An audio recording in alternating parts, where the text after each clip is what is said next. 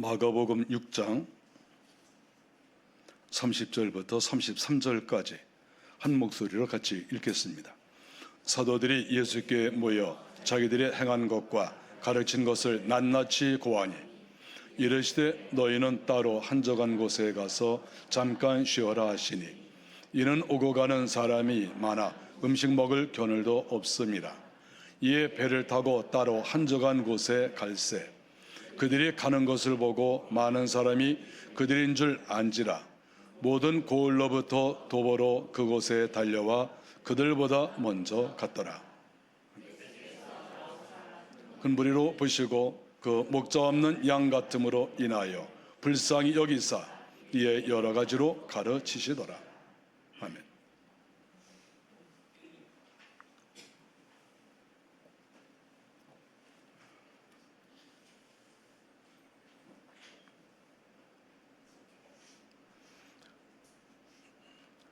오늘날 우리 주님께서 12 제자를 부르시고 그 두 사람씩 짝을 지어서 복음을 증거하기 위해서 보내셨습니다.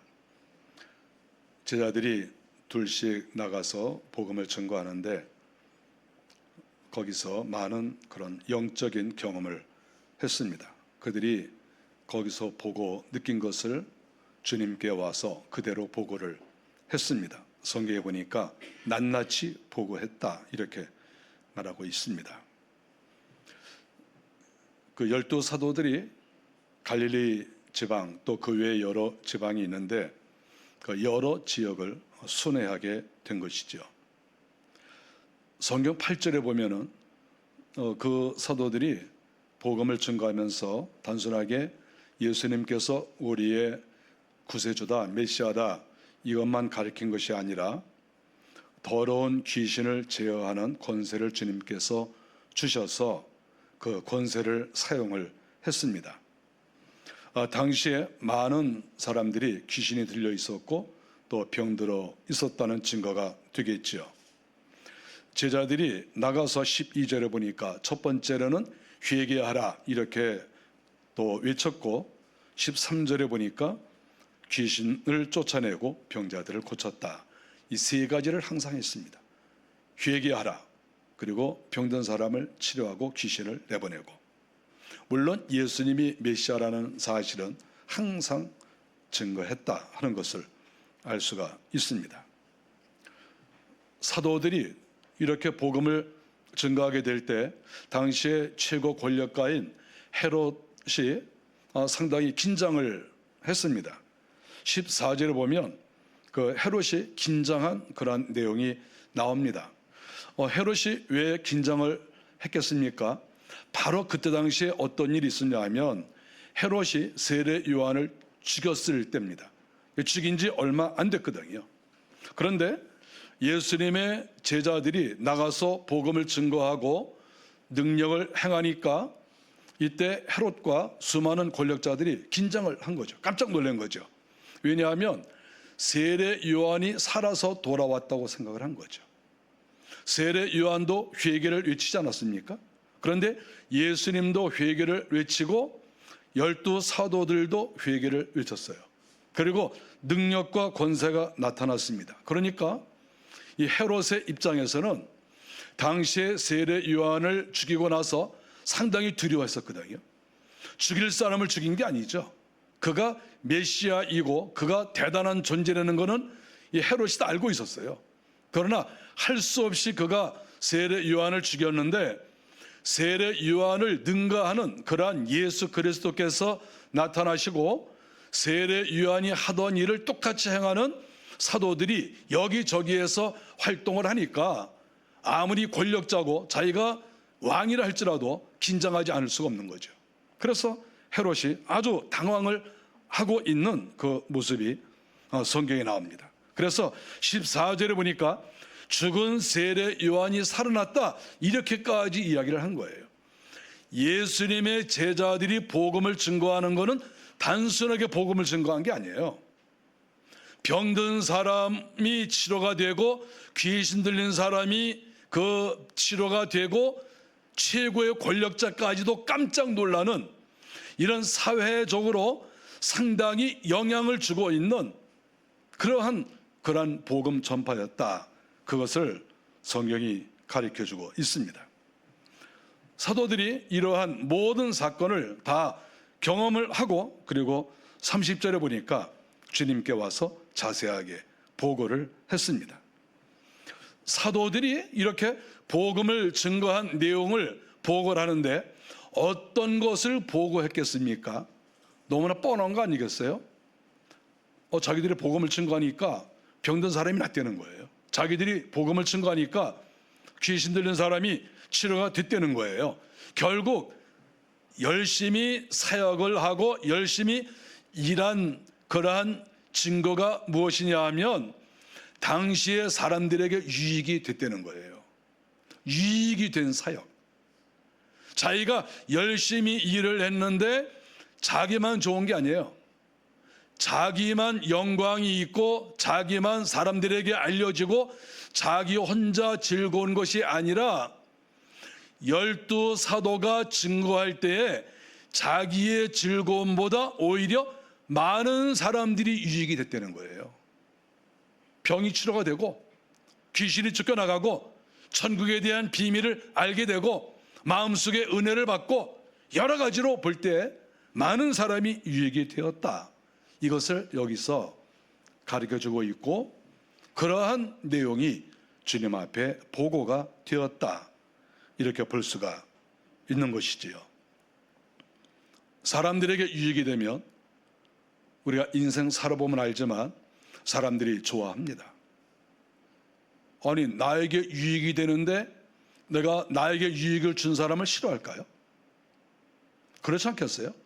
나에게 기쁜 소식을 주었어요. 나에게 천국의 소식을 가르쳐 주었어요. 나의 문제를 해결해 주었습니다.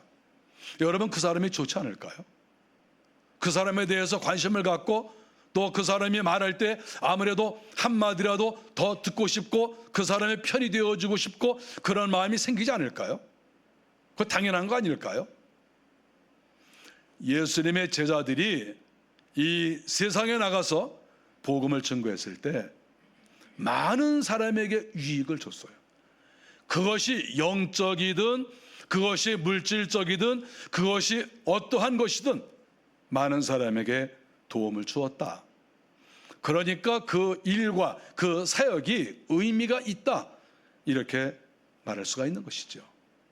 아니 사람들에게 유익이 되지 않은 것은 내가 24시간 일하면 뭐합니까? 내가 열심히 일했는데 사람들이 좋아하질 않아요. 내가 열심히 일했는데 어떤 사람이라도 나 당신에게 도움을 받았습니다. 제가 좋은 그러한 경험을 했습니다. 이렇게 말하지 않는다면 아니 내가 하루에 10시간을 일하든 20시간을 일하든 그게 무슨 상관이 있어요? 다른 사람에게 도움이 되지 않는데 우리가 이 세상에서 일이라고 하는 거는 나만 좋아서 되는 게 아니에요.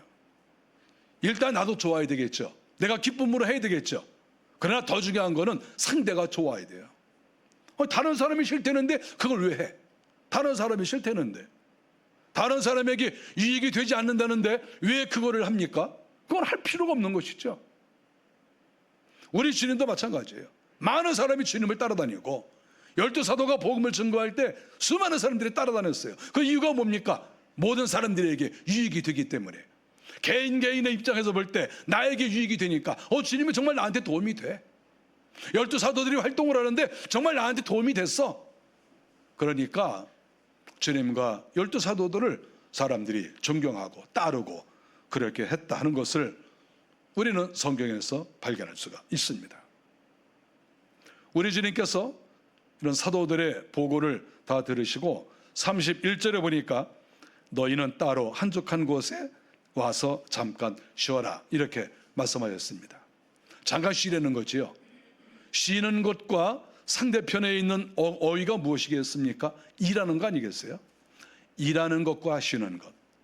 지금 주님께서 다 보고를 들으신 다음에 너희들 쉬어라 이렇게 말한 이유는 너희들이 지금까지 일을 많이 했다, 일을 잘했다 이것을 인정했기 때문에 주님께서 너희들 쉬어라 이렇게 이야기를 한 것이지요. 아니 그들이 일을 제대로 하지 않았는데 주님께서 야, 너희들 일 제대로 못했는데 쉬어라, 이렇게 하셨겠습니까? 야, 너희들 시키는 일도 제대로 못하고 그랬는데 나가서 더 일해, 뭐 이러지 않았겠어요? 뭐 한 게 있다고 쉬냐, 이렇게 주님께서 말씀하시지 않겠어요? 사도들이 자기에 맡겨진 일을 잘 감당했기 때문에 주님께서 너희들 한적한 곳에 와서 잠깐 쉬어라, 이렇게 말씀하신 것 아니겠습니까? 우리 주님께서 사도들에게 잠깐 쉬라고 하신 그 이유가 무엇일까? 몇 가지를 생각을 해볼 수가 있습니다. 우리가 성경 바로 앞에 다 나오는 이야기입니다.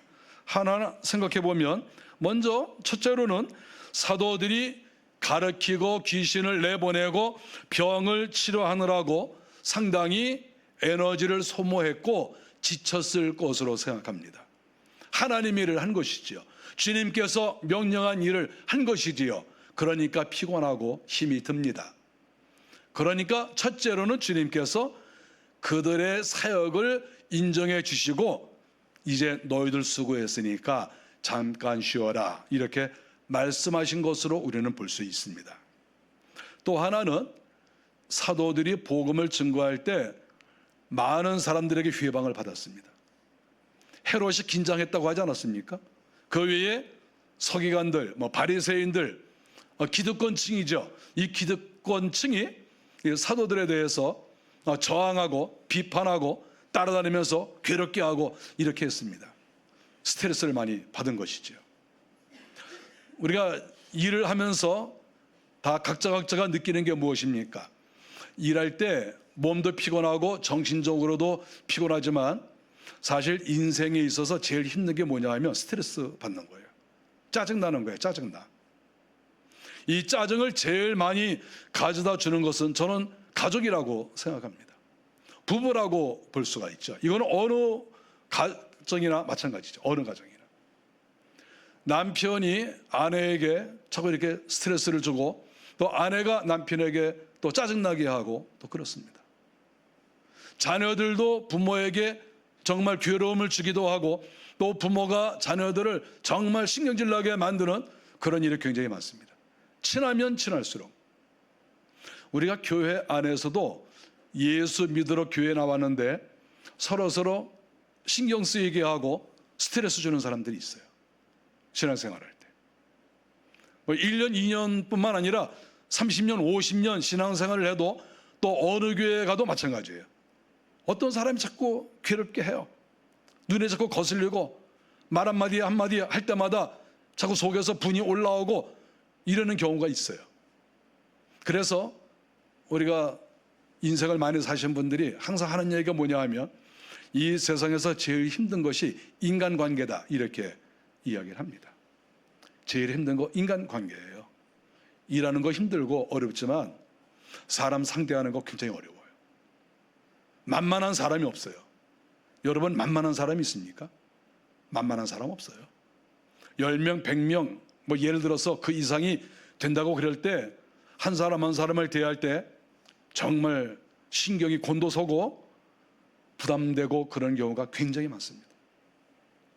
우리 주님이 제자들에게 이러한 부분을 인정해 준 거 아닐까요? 복음을 증거할 때 많은 사람을 만나고 또 특별히 기득권층의 저항을 받고 있으니까 얼마나 힘들었겠어요. 짜증나고. 기쁜 일도 있지만 힘든 일이 더 많이 있죠. 그래서 주님께서 그들의 긴장을 풀어주시기 위해서 너희들 한적한 곳에 와서 잠깐 쉬어라, 이렇게 말씀하신 것으로 생각을 합니다. 우리가 또 하나 볼 수 있는 것은 성경에 보니까 사도들이 식사할 겨를도 없다고 그랬습니다. 얼마나 많은 사람들이 찾아오는지. 예수님과 사도들의 그 어떠한 사역은 당시에 서기관이든 장로든 제사장이든 이런 기득권층과 비교했을 때 비교가 안 되는 거예요. 당시 서기관 장로들 능력이 있습니까? 당시의 지도자들이 무슨 능력이 있었어요? 그런데 예수님과 사도들은 능력이 있었어요. 그러니까 많은 사람들이 예수님을 찾아오고 사도들에게 찾아왔어요. 어디에 가든지 여기에 가도 찾아오고 저기에 가도 찾아오고 식사할 시간이 없을 정도로 수많은 사람들이 찾아왔습니다. 그래서 사람이 먹는 건 먹어야 될 거 아니겠어요? 그래도 먹고 일을 해야죠. 그래서 주님께서 너희들 잠깐 이렇게 피해가지고 저쪽에 가서 좀 쉬고, 그래서 주님께서 사도들만 보내신 게 아니에요. 성경에 보면 주님이 사도들과 같이 움직이셨어요. 야, 나하고 너희들하고 같이 저 한적한 곳에 가자. 우리 저쪽으로 가서 움직이자. 이렇게 주님께서 말씀을 하신 것이지요. 그러니까 주님께서 사도들에게 쉬라고 말씀하신 세 가지 이유, 예측되는 세 가지 이유. 첫째는 너무 너희들이 사역하느라고 고생을 했다. 두 번째로는 너희들이 너무나 스트레스를 많이 받았다. 세 번째로는 식사할 겨를도 없이 너무나 많은 사람들이 찾아온다. 그런데 요 세 가지 중에 하나만 되더라도 우리는 쉬어야 돼요. 우리 사람이. 여러분, 일 많이 하신 분들 좀 쉬셔야 돼요. 또 스트레스를 많이 받으신 분들도 좀 쉬셔야 돼요. 또 사람들이 너무나 많이 찾아와서 식사할 시간도 없다. 그런 분들은 어떻게 해서든지 식사를 내가 편안하게 할 수 있는 그런 공간을 마련해야 돼요. 요 세 가지 중에서 어떤 이유든지 하나만이라도 걸리면 이거 쉬어야 돼요. 그래서 우리에게는 쉼이 필요한 거예요. 여기 계신 분들, 만일에 사도들과 같이 어떠한 부분이 나에게 해당이 된다, 그러면 그 사람은 쉴 필요가 있습니다. 며칠이라도, 몇 시간이라도 어떻게 시간을 잘 정해서 쉬는 것, 이거 필요하다, 이렇게 말할 수 있죠. 우리 주님도 같이 쉬셨어요. 주님은 에너지가 멈추는 분이 아니죠. 주님은 계속해서 에너지가 넘쳐 흐르시는 분이죠. 그 자체가 하나님 아닙니까? 그런데도 우리 주님께서 쉬셨어요. 그런 분도. 그만큼 우리 인생이 육신을 갖고 있기 때문에 우리는 쉴 필요성이 있다. 이렇게 주님께서 가르쳐주고 계신 것이죠. 32절에 보니까 주님께서 배를 타고 가셨습니다. 이 바다는 갈릴리 바다로 우리가 보고 있지 않습니까? 근데 갈릴리 바다에 있는데 그 바닷가로 나가신 거죠. 나가서 배 하나 빌려서 배에 탔습니다. 그리고 뭐 그렇게 멀리 갔겠습니까? 조금 뭐 한 몇 킬로 떨어진 옆으로 이렇게 간 거죠. 옆으로 이렇게 가서 피한 것이죠. 야, 우리 조금 떨어진 데 가서 사람 없는 데 가서 잠깐 좀 쉬자. 거기서 좀 편안하게 식사 한번 하자. 그리고 배 타고 이렇게 움직이는 거예요. 그런데 움직이고 있는데 성경에 보니까 쉴 수가 없어요. 33절에 보니까 주님께서 배를 타고 저쪽 옆으로 가고 계시는데 사람들이 배를 타고 예수님 일행이 움직이는 것을 보고 다 예측하는 거지요. 왜냐하면 사람들이 수천 명씩 모였으니까. 그 사람들이 딱 보고 지금 예수님이 배 타고 저쪽으로 가는데 아무래도 저쪽 나루토로 갈 것 같아. 그때는 무슨 큰 항구가 있습니까? 다 나루토 아닙니까? 조그만 나루토. 주님께서 저쪽으로 가실 것이다, 이렇게 생각하고 배 타고 가만히 이렇게 보시니까 사람들이 육로로 우르르 하고 쫙 가는 거예요. 그래서 그 배가 멈추려고 하는 바로 그곳까지 사람들이 육로로 쭉 달려와서 기다리고 있는 거예요. 그리고 주님께서 야, 안 되겠다, 저쪽으로 가자. 그래서 또다시 배를 타고 저쪽으로 쭉 가는데 사람들이 1km, 2km, 3km 생각하지 않고 또 쫙 몰려와서 거기에 다 도달하는 거예요. 나루터까지. 그 주님이 딱 내리셨더니 벌써 이미 수천 명이 와서 거기에서 진을 치고 주님을 기다리고 있는 거예요. 제가 생각할 때는 아무래도 배 안에서 식사를 하지 않았을까 이렇게 생각합니다. 딱 보고 주님께서 야, 안 되겠다, 우리가 어디 광야나 산속에 들어가서 그늘 아래 가서 식사하기 틀렸다, 우리 배 안에서 식사하자. 그래서 그 배 안에서 이렇게 뭐 적당히 식사하고 거기 뭐 또 나룻배가 있으니까 거기서 또 이렇게 고기 잡아서 베드로 고기라고 하지 않습니까? 갈릴리 바다 가면 그거 잡아서 거기서 또 이렇게 구워 먹고 이렇게 하지 않았을까 생각해요. 식사할 시간이 없어요. 그래서 주님께서 나루터에 내렸더니 너무나 많은 사람들이 몰려와서 우리 주님께 말씀을 가르쳐 주십시오. 병을 치료해 주십시오. 귀신을 내보내 주십시오. 우리는 당신의 얼굴만 봐도 너무 기쁩니다. 이렇게 사람들이 몰려왔다. 이렇게 성경이 가르쳐주고 있습니다. 우리가 이러한 것을 볼 때 참 당시의 사람들이 너무나 안타까운 거죠. 그리고 주님께서 보실 때 그 이스라엘 백성들이 목자를 잃어버린 양들과 같이 너무 헤매고 있는 거죠. 당시의 지도자들이 많이 있었겠지만 그 지도자들이 지도자의 역할을 제대로 못하는 거죠. 그런데 우리가 역사적으로 보면 어느 시대나 어느 나라나 지도자들이 지도자의 역할을 잘 감당하는 것은 그렇게 많지 않아요. 우리 역사가 그것을 가르쳐 줍니다. 우리가 대한민국뿐만 아니라 이 한반도에 있었던 여러 나라들뿐만 아니라 다른 나라들도 마찬가지예요. 동양사나 한국사나 세계사를 보면은 지도자들 상당수가 다 진정한 국민을 위해서 일한 사람이 그렇게 많지 않아요. 우리가 지도자들에 대해서 너무 우리가 기대를 할 필요가 없어요. 역사가 가르쳐주고 있기 때문에 너무 우리가 기대를 하지 마세요. 예수님 당시도 마찬가지예요. 정치 지도자, 종교 지도자 얼마나 많이 있습니까? 학자들도 얼마나 많이 있습니까? 그런데 왜 그들에게 이 백성들이 가지 않습니까? 이 국민들이 왜 그들에게 가지 않았습니까? 가면 뭐 합니까? 아무런 도움도 되지 않는데. 그러니까 예수님과 어부 출신 그 사도들에게 찾아가서 우리들에게 도움을 주십시오. 그리고 따라다니는 거 아니겠어요? 배를 타고 가는 게 쉽겠습니까? 뛰어가는 게 쉽겠습니까? 배를 타고 가는 게 얼마나 쉽겠어요? 그런데 배를 타고 가서 도착을 했는데 벌써 수많은 사람이 왔다고 하는 것은 그 육지를 말이죠. 뛰어다녔다는 거예요. 배가 도착할 그 장소를 예측하고 수많은 사람이 쫓아간 거예요. 내가 1등 하겠다. 내가 먼저 가겠어. 내가 먼저 예수님 만날 거야. 나 사도 만날 거야. 그러면서 수많은 사람들이 달려갔다. 이렇게 성경에 기록되어 있지 않습니까? 얼마나 당시에 백성들이 이렇게 의지할 곳이 없고 영적으로 도움을 받을 곳이 없는 이러한 상황이 되었는가.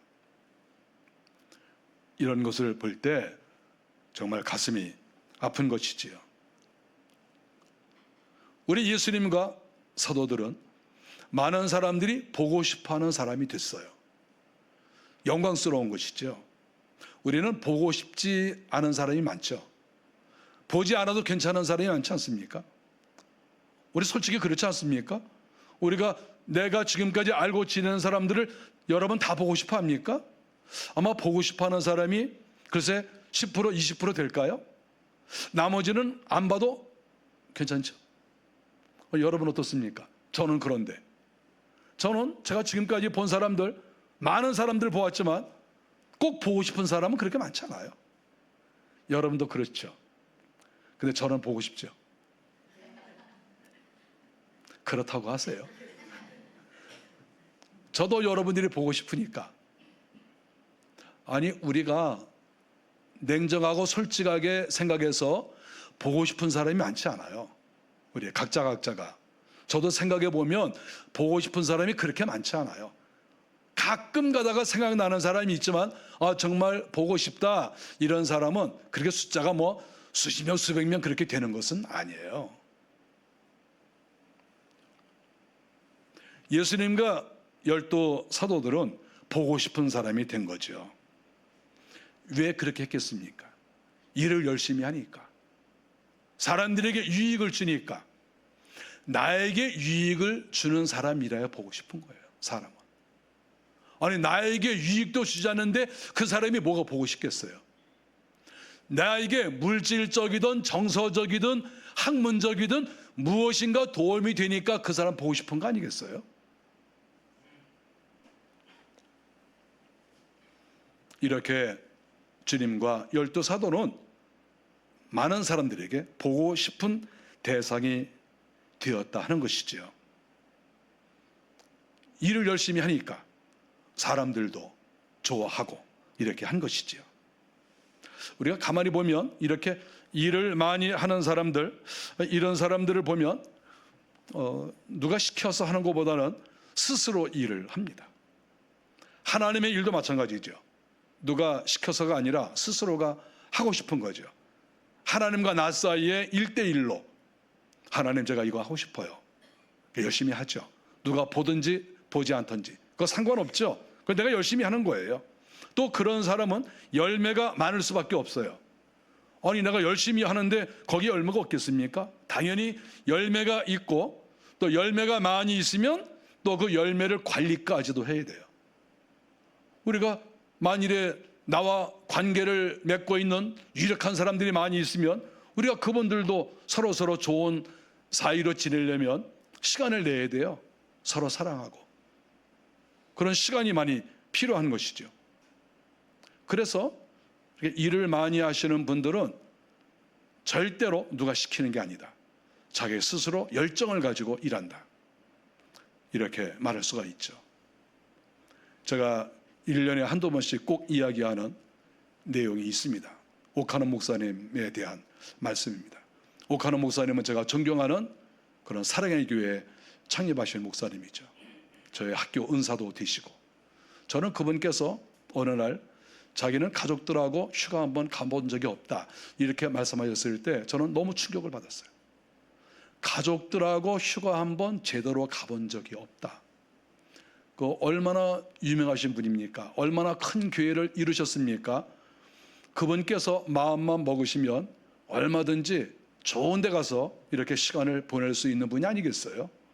그런데 그분께서 그런 말씀을 하셨을 때, 물론 그 말씀을 제가 그분 젊으셨을 때 제가 들었지만, 그 말씀을 들을 때 제가 상당히 많이 마음에 생각을 했었어요.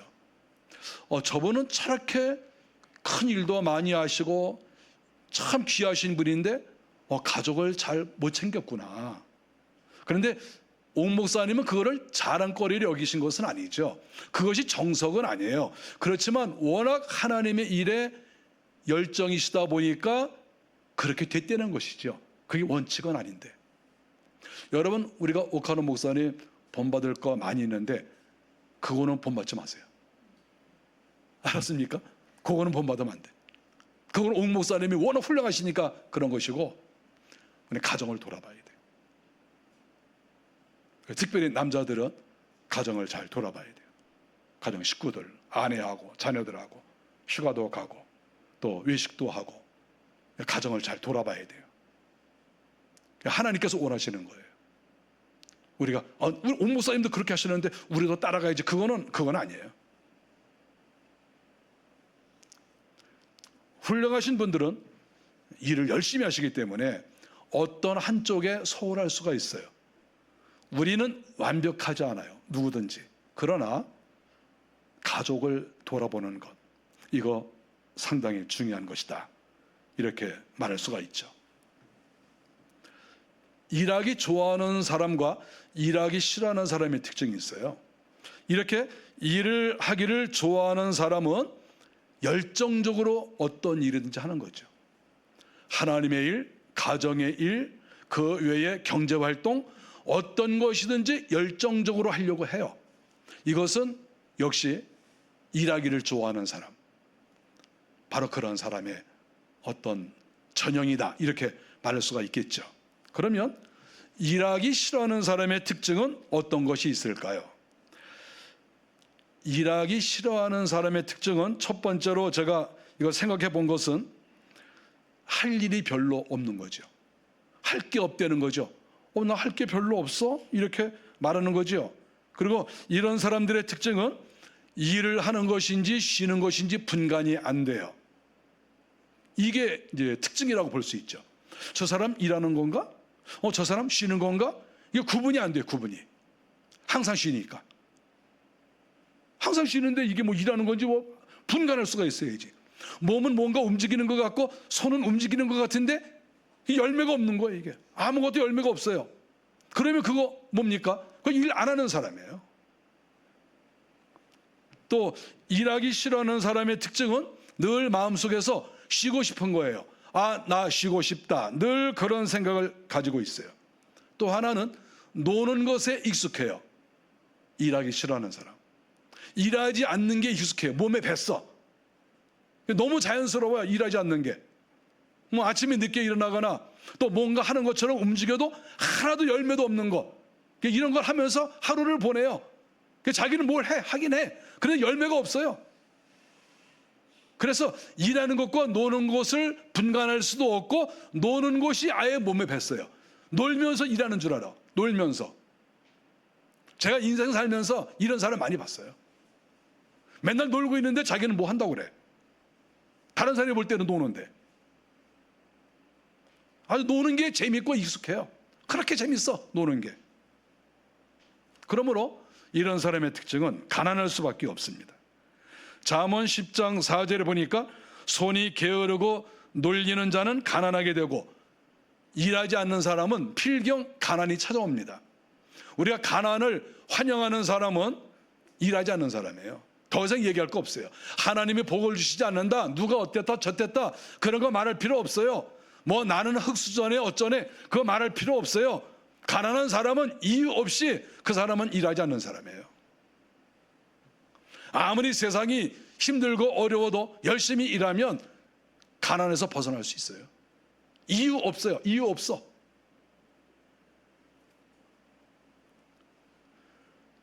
일하기 싫어하는 사람의 특징은 아주 바쁜 것 같지만 열매가 없다는 거예요. 영적인 열매도 없고 물질적인 열매도 없고 가정적인 열매도 없고 뭔가 열매가 없어요.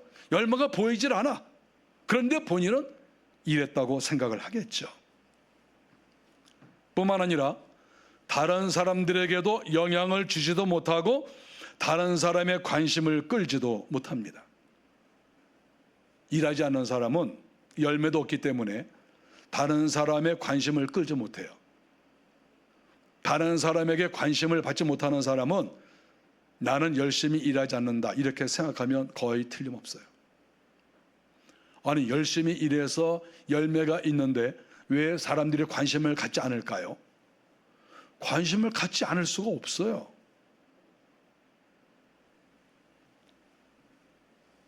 자기 자신이 3년 인생을 살면서도 자기 자신은 잘하고 있다고 생각하는 소위 정신승리를 하고 있는 사람이 많아요.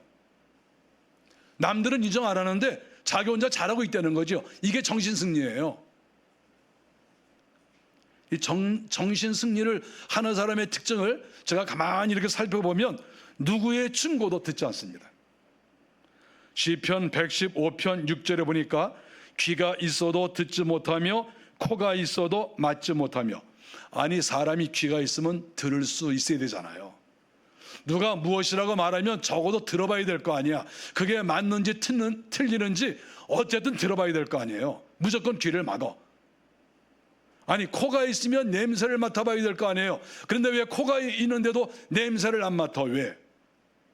사람들이 나에게 뭐라고 말을 하는지 듣고 눈으로 보고 냄새를 맡아봐야 될 거 아니에요.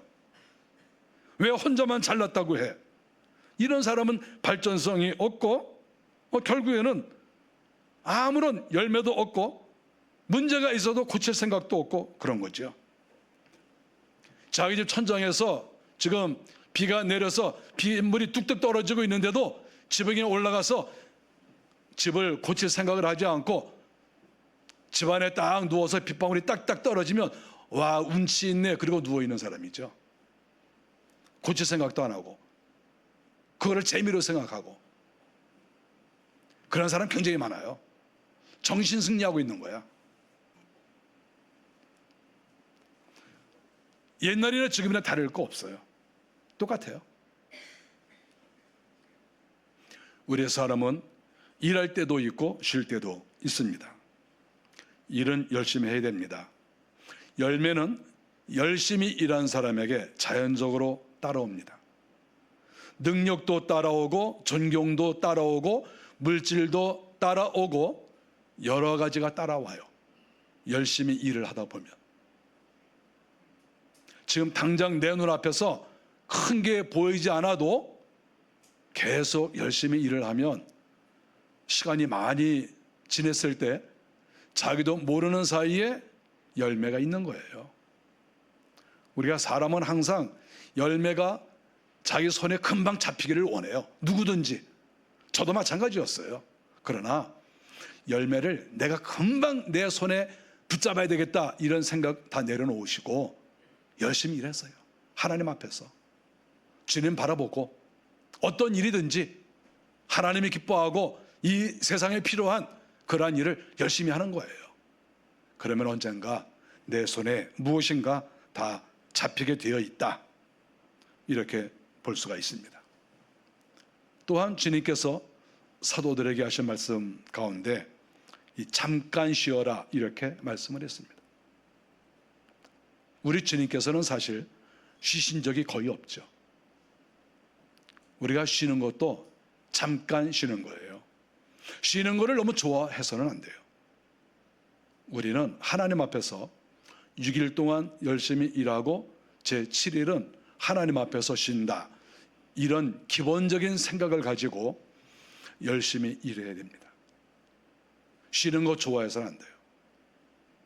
일할 때 일하고 쉴 때 쉬고 이렇게 하는 것이 중요한 것이고, 쉬더라도 잠깐 쉬어야 됩니다.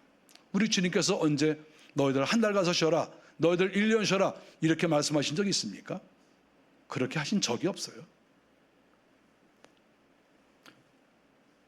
너희들 마음껏 쉬어라, 흥청망청 놀아라 이렇게 말씀하신 적이 없어요. 8월 달은 쉼의 달입니다. 날씨가 얼마나 무덥습니까? 이렇게 더울 수가 없어요. 저도 휴가를 갔다 왔지만 거기나 여기나 똑같아요. 다 더워요. 뭐 꼼짝을 할 수가 없어요. 이렇게 더운 그런 시대를 저희가 보내고 있습니다. 이럴 때 쉬시면서 기도도 좀 하시고 또 책도 좀 읽으시고 이렇게 하시면 좋겠어요. 그리고 또 조금만 찬바람이 불면 영적인 일이든 또 경제 활동이든 하나님께서 나에게 맡겨주신 그 일 또 열심히 감당을 해서 10월 달이 되고 11월 달이 되고 12월이 되었을 때 많은 열매를 내 손에 쥐고 하나님께 올려드릴 수 있는 우리들이 다 되시기를 바랍니다. 기도하겠습니다.